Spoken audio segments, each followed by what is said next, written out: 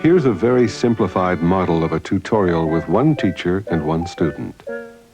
The teacher takes a chunk of subject matter, whether it be math or history or physics or whatever, breaks it up into small, easily digestible items of information, arranges these items in a logical sequence, and then feeds the first one into the mind of his pupil.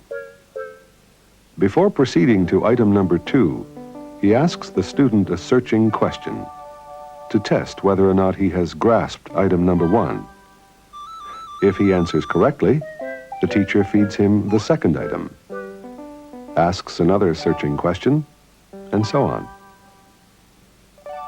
But if the student answers incorrectly, the teacher feeds him the first item again, perhaps presenting it from another angle this time, or breaking it down into even tinier units.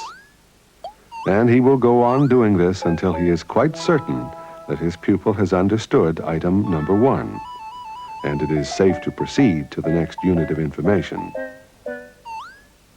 This is all very fine, but of course in a mass education system, we can't afford the luxury of one teacher per student. The nearest we can get to this is to have one textbook per student. And back in the 1950s, this gave the educational psychologists an idea.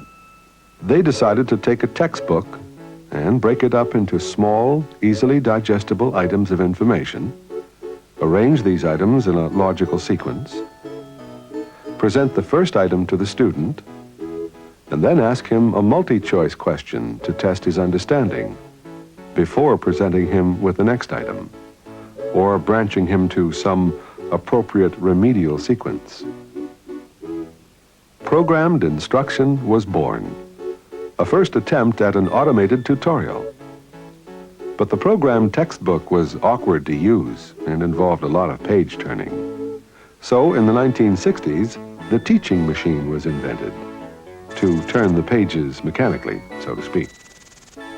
But these machines were pretty cumbersome. So in the 1970s, when the computer became cheap enough to be used in schools, it took over the role of the teaching machine and turned the pages electronically, in a sense. And that is how programmed instruction graduated from the programmed text to the teaching machine to the computer.